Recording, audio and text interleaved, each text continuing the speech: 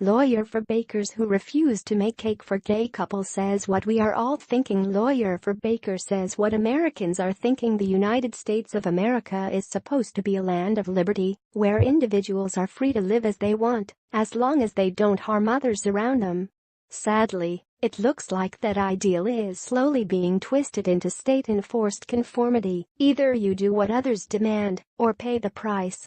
For Aaron and Melissa Klein, that price was steep, $135,000 to be exact. That's the penalty they were ordered to pay after they declined at their bakery in Oregon to make a custom cake for a lesbian wedding. Laurel Bowman Cryer and her wife Rachel sued after the Kleins refused to bake a cake for them, reported Fox News.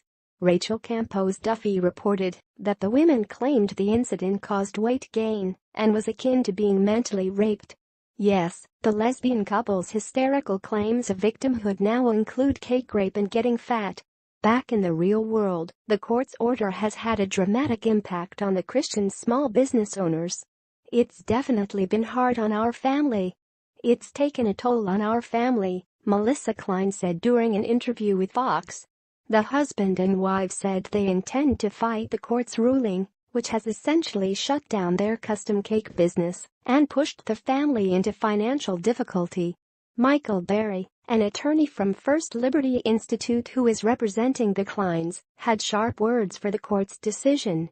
If you look at the court's opinion, one of the things the court said was they didn't think that custom designing and making a custom wedding cake is a form of art, he said.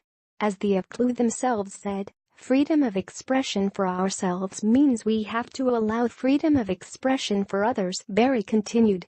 Aaron and Melissa Klein just want the same basic treatment that everybody else in this country wants and deserves.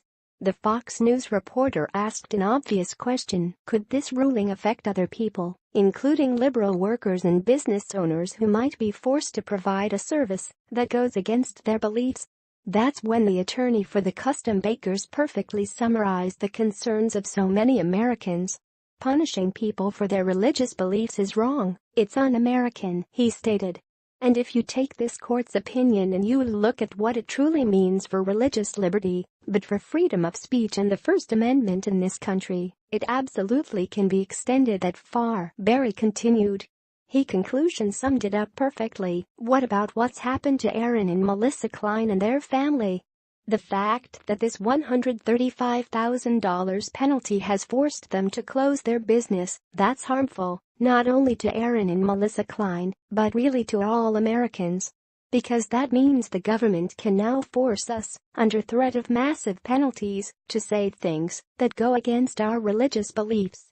And that's just wrong.